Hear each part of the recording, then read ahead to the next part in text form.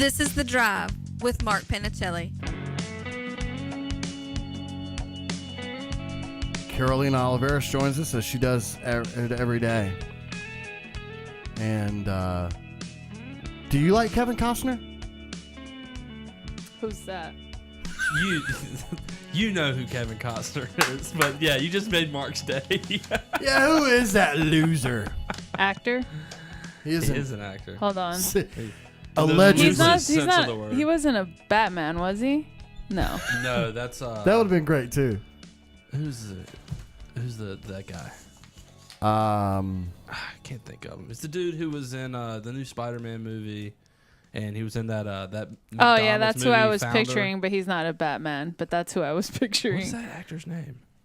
Which one? I don't know. You do know. It's I like him. Michael Keaton. Michael Keaton. Michael Keaton's a great actor. Okay. Yeah, he is too. But I like this guy. You like Kevin Yeah. Costner? Well, I like the movies he's in. Let me see. This is my problem. Kevin Costner, and this, it's because probably I guess I don't like Kevin Costner. Maybe it's just because the truth is Keanu Reeves is also the same guy in every movie too. My complaint with Kevin Costner is not, but anything other than he's the same guy in every movie. I was telling you, the worst Kevin Costner. I was telling Sam during the break, the worst Kevin Costner movie ever was the Robin Hood movie. I mean, everybody in the movie used a British accent because it is Great Britain, except Kevin Costner, who just acted like Kevin Costner always does. But it's interesting. I love Keanu Reeves, but he's the same guy in every movie too. Except in Bill and Ted. Yes, where he was like, But- whoa, dude. Right, but other than that, you're right. Prince of Thieves, that's the movie you're talking about. Robin Hood, Prince of Thieves. I actually think I've seen this movie. Yes. Now that I'm looking at Now, it. I think it's done very well. I got It's a great cast. 6.9 on IMDb. Is that good? It's better than most. Yeah, 6.9's pretty good. Yeah. Well, as I said, it's great. The whole movie, they're like, what shall we do here in Sherwood Forest? Hey, guys, I'm Robin Hood. I've got a question for Carolina, too. Does Carolina have an NBA team? Because NBA draft is coming up tonight. We've been That's slowly right. putting together our mock draft throughout the day. And do you have a favorite NBA team? I don't. Why have we not You need made to- her select an NBA team? Well, we know it's not the Cavaliers. It's not the Cavaliers. Do you like any NBA players? Do you want to wait Do you until know any NBA LeBron players? No, picks his I team don't. before you pick your team? Because what would be great is if she ends up picking the Lakers. Because you are Cali, Yes. but yeah, you're but I don't know. I've never been interested in basketball. It's weird. Like if I sit there and I'm like, oh, that's cool, but I'm not like, oh, I have to watch basketball. okay. That crap. What do you is think the cool. Knicks are going to do? Do you think the Knicks are going to draft another guard? I mean, they're not going to I have think the Kristaps Knicks are on. going to do what the Knicks are going to do. Oh, That's wow. boom. That is perfect There analysis. you go. Wow. Now, that right there, You're good at this. Thanks. that is absolutely true. Wow. Mind I blown. mean, we could have gotten like Tim Legler in here. Right. He could have given that same exact answer, and that's no lie, right? Yes. Tim Legler could have gave that same exact answer, and we got it right here from Carolina. This mock draft is never going to get done.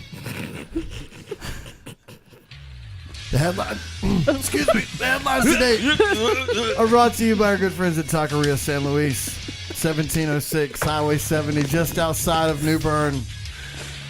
Authentic, delicious food.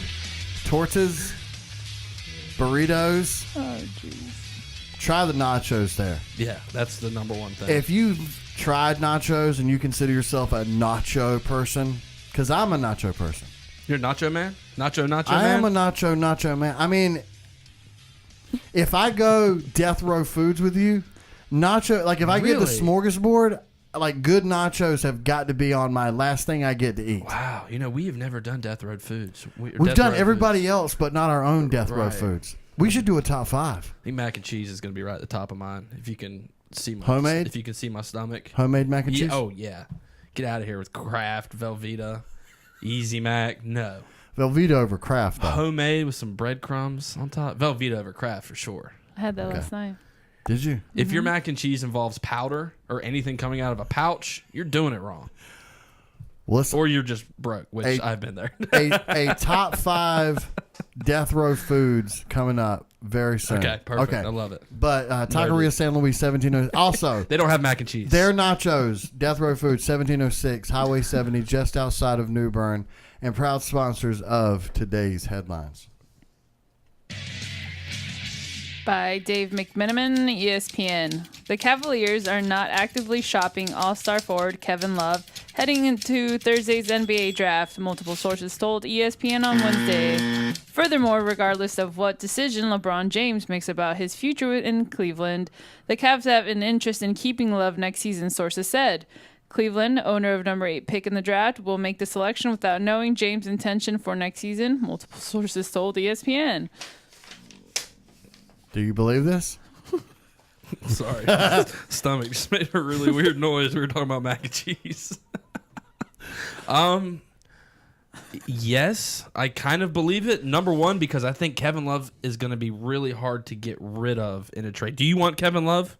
You have any interest in getting Kevin Love on your team? If I tell you you have to pay him for the next 2 years a total of $49.7 million. No, I was going to say there's 2 stipulations. Is he willing to rework his contract, and do I have to give up little to nothing to get him? Because I think there's some quality there. Oh, yeah. But the problem is the price tag may be too high. Not only what you pay for him, but what you'd have to give up in order to get him. Yes, I agree. So I think the Cavaliers are – I don't think that they're necessarily saying we want Kevin Love to be here. I think this is the Cavaliers saying – nobody wants Kevin Love, so we're stuck with Kevin Love, which is fine. I think that's all well and good. Look, the Cavaliers, if LeBron leaves, unless they do something, they're sitting at number 8 tonight, and I've seen, the thoughts, the rumors that maybe, just maybe, they're going to try to do some last-ditch effort, and there's a possibility that maybe they could combine a Kevin Love and that number 8 pick and move him, and maybe that brings them back a Kawhi Leonard or whatever it is, multiple pieces that would entice LeBron James to stay. But I'm with you. I think the price tag's too high, and it's too risky to do that for the future of your franchise by sacrificing the number 8 pick, who could be a guy like Trae Young, who, think about him what you want, but you get what I'm saying, that caliber of player, somebody you can start building around for the future. So I'm kind of with you. Price tag's too high. I don't know what you could get for him, and LeBron's not coming back. No, and I think, the other part of that is, too, if you are the Cleveland Cavaliers and there is no LeBron James, Kevin Love is part of your product for next year. I mean, it's the Eastern Conference. So maybe you can fit enough pieces around Kevin Love to make an 8 seed, or at least a run at an 8 seed kind of thing. I mean, that's to me is, if you're Cleveland, that's what you got to work towards. Do you think you want that, though, if you're Cleveland? Do you think you want to be an 8 seed if LeBron leaves, or is it... No, that's the purgatory we talk about. Yeah, right. The 8th seed is the worst thing ever. Yeah, worst thing that could happen. Unless you're trying to put rear ends in the seat, and you're a franchise that's been dying to put rear ends in the seat for the past decade, like some of these teams have been. But Cleveland isn't them. No, they're coming off the best 5-year run in the history of the Cleveland Cavaliers. So, it is an interesting statement to make. It tells me, well, we've been asking for a lot, and everybody sort of just hung up the phone laughing. Do you feel bad for Kevin Love? Do you feel bad for Kevin Love that LeBron kind of talked him in and tricked him into signing that contract a few years ago, and now Kevin Love is kind of held, or kind of just stuck holding the ashes of the Cleveland Cavaliers as this exodus has occurred over the last season? Yeah, because, I mean, the truth is, despite the fact that he has not had these great finals, and we've talked about the fact that sometimes he's kind of disappeared. Last year was pretty solid in the finals. To me, he's taken the blame for Tristan Thompson. Not Tristan Thompson as a player, but Tristan Thompson's contract, which is too much for a guy named Tristan Thompson. Yes. And so what happens is when you start to blame people, well, look at Kevin Love. He's this max contract guy. No, you can't, Kevin Love actually has contributed. I agree. Maybe it's not as great as you thought it was, but they had no Kyrie Irving. And I think the other part of this, you got to blame them for some other really bad contracts. Kevin Love's taken the brunt of, he's taken part of the blame that LeBron James should take himself. And then the blame that nobody seems to. Now, J.R. Smith certainly got his fair share of the blame, but I mean, a lot of those other guys who Kyle Korver, bad money, bad contract, not a guy who really, panned out to be worth the effort that they put into bringing him there. I feel bad for Kevin Love because in the end, he's going to be made the fall guy. Of why Cleveland only won one championship. What is the most that you think you could get for Kevin Love in that number 8 pick? So there's one of the names I've heard and seen being tossed around is the potential of somebody trading for Damian Lillard, which I don't understand because Lillard has absolutely let it be known that he wants to basically be a Portland Trailblazer lifer, and Portland's a way cooler city than Cleveland will ever be. But how much value do you see? So let's say. That number 8 they could get Dame Lillard for that. I'd take that. If I'm Cleveland, I pull that trigger quick because I think it's everything aside from that's got to be down, right? You're not going to go. I mean, I see because the NBA's frugal. They're going to. What are you going to get? Kyle Lowry? I mean, I don't know. Yeah, well, that is another legitimate name that people are tossing around. But he's not bringing you a championship. No, he's 32 soon. years old, right. And he's another guy like Kevin Love who's commanding. I think he does have also 2 years left, and he's looking at $23-24 million a year. So for me, Cleveland, I think they're stuck with Kevin Love, like we said. I don't know if it's necessarily by choice or it's just something that they are kind of unfortunately stuck with. But the move is go young, and you've got the number 8 pick. And then, if you can move Kevin Love for some assets, that would be great. But as far as packaging them in a desperate attempt to entice LeBron to stay, by bringing in a Damian Lillard or bringing in a Kyle Lowry and say, hey, LeBron, you can play with Dame Lillard and you're going to be really good. I don't think that's going to work. So if you see Cleveland do something with this number 8 pick and Kevin Love that is anything but moving up in the draft, then I think Colby Altman made a huge mistake. By Ramona Shelburne and Adrian Wojnarowski, ESPN.com. Woj-bomb. San Antonio Spurs coach Greg Popovich traveled Tuesday to Southern California and met with Kawhi Leonard prior to Thursday's NBA draft, league sources told ESPN. Popovich has been working to set up a meeting with Leonard to discuss the issues that have fractured the franchise's relationship with the all-NBA forward and caused him to make a public in the media his desire to be traded, league sources said. It's like deja vu. It feels like you've read that before. And it's not even funny because you actually did read it yesterday. But You did. But, Yeah, that's right. But I forgot. the truth is, this story, despite the fact that, there's a lot of people saying one thing or saying the other, Kawhi Leonard said all along, wow, this has nothing to do with me wanting to, this is an injury issue. That's why I'm not playing. And then as soon as the season's over, I want out of San Antonio. I want out. Now, I get you're going to say and up until the season I didn't want to leave. And I just find it hard to believe. I don't understand the dynamic or what's happened. But Greg Popovich to go up there now, my man, and listen, Greg's had a rough year losing his wife. I mean, there's just no words, right, to talk about that. But from a basketball standpoint, you and I were talking about this 6 months ago. You should have had this conversation with Kawhi Leonard long before right now. Now, I get that Kawhi Leonard, I guess, wasn't being completely honest with you about him wanting to be out of San Antonio, and I don't think he's being completely honest with us right now. But the truth is, when Kawhi wasn't showing up, and you were making statements like, talk to his people. I don't know. Ask their people.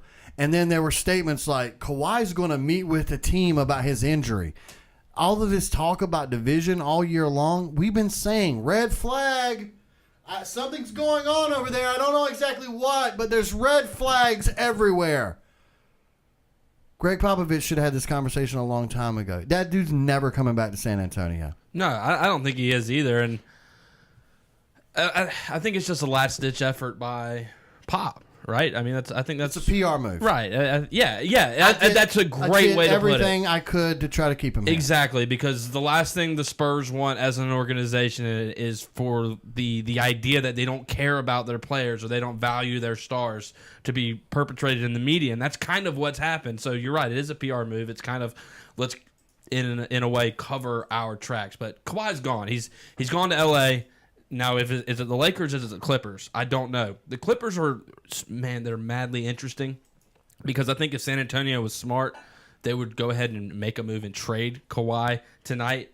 The Clippers have the number 12 and the number 13 picks in tonight's draft. You want to talk about value? You want to talk about the number one thing for Steve Ballmer and the LA Clippers if they're trying to quit being little brother in the city of LA? Offer that to San Antonio. Get Kawhi Leonard. Then look at LeBron James and say, hey, bud, ball's in your court. You want to come to Los Angeles? Come team up with Kawhi. We've already got him here. I think the Clippers can absolutely get that deal done. And look, Kawhi is a Los Angeles native. He grew up in Los Angeles, played at San Diego State. Like, he's a Cali guy through and through, and that's not something I knock him for wanting to go home and play in his home state and all of that. The argument that a lot of people have been making has been, well, if he stays in San Antonio, they can offer him the most money. With the way the CBA's worked out and everything, essentially he could get like a 5-year, $240 million deal with the San Antonio Spurs, but if he is in anywhere else, he's only capable to get like a 4-year, $180 million year. And so you're looking, you're like, okay, well, he has the potential to lose, if you do it year by year, maybe a total of $30 million, because after that 4 years, he's obviously going to be able to re-up on a contract. But what people are forgetting is if you go and you team up in a place like Los Angeles, number one, you're in the spotlight way more. I mean, you're telling me you can go to Hollywood or you can go to the Riverwalk in San Antonio. Which are you going to go do if you're talking about getting your name out there?